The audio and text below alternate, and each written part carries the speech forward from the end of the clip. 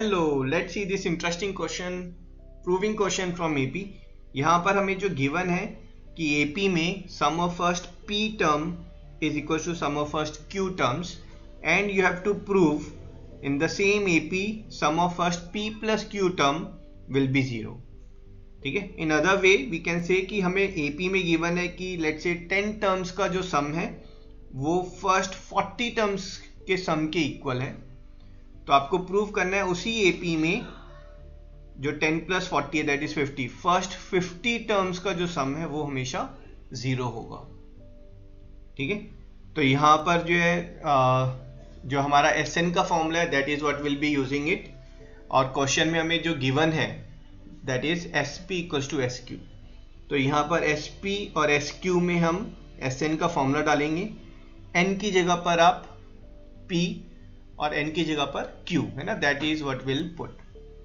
तो यहां पर दोनों साइड में जो आपका 2 है this 2 will get cancel down और उसके बाद will open up the bracket. तो ब्रैकेट ओपन करेंगे p will get multiplied with inside और q जो है that will get multiplied with inside terms. ठीक है, अब यहां पर ये जो आपका टर्म्स है इनको हम फर्दर ओपन अप करेंगे. So we'll get your p square d minus pd and RHS में हमारे पास q square d minus qd आ जाएगा.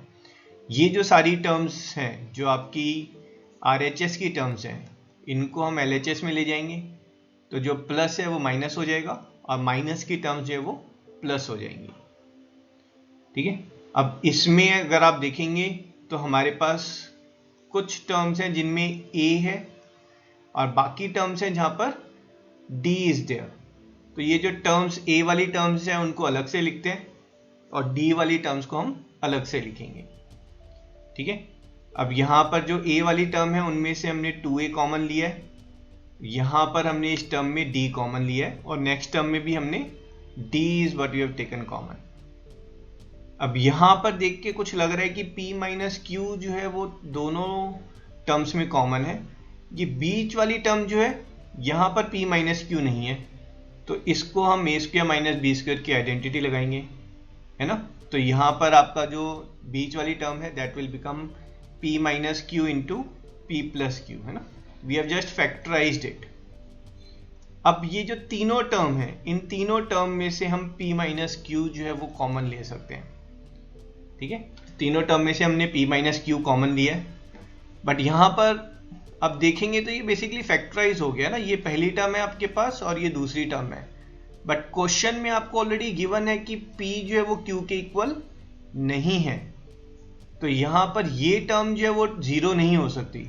अगर ये टर्म जीरो नहीं हो सकती दैट मीन्स जो सेकेंड टर्म है that has to be zero. So p is not equal to q and thus this term has to be zero. Okay, let's mark this as 1. इसको हम आगे use करेंगे. अब हमें जो फाइंड करना है वो s of p plus Q. तो जो हमारा Sn का फॉर्मूला है तो हम Sn के फॉर्मूले में यहाँ पर ये जो Sn है इस Sn के फॉर्मूले में अब हम n की जगह पर p plus Q is what will put. तो n की जगह पर आप p प्लस क्यू डालेंगे. So what you will get is sum of first p plus q term is p plus q by 2 है ना. यहाँ पर अगर देखेंगे तो n की जगह पर हमने बस p प्लस क्यू डाला है. बट वापस अगर आप गौर से देखेंगे तो ये जो हमारी टर्म है this term is your same as here और ये जो वैल्यू है ये तो जीरो है.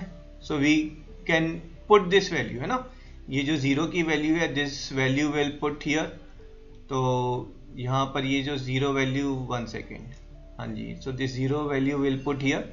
तो इसको यहाँ पर डालेंगे तो will get s that is p plus q th term का जो सम है p प्लस क्यू टर्म्स का सम जो है that is p plus q by 2 into zero और it's coming as zero. And this is what we had to prove, hence proved.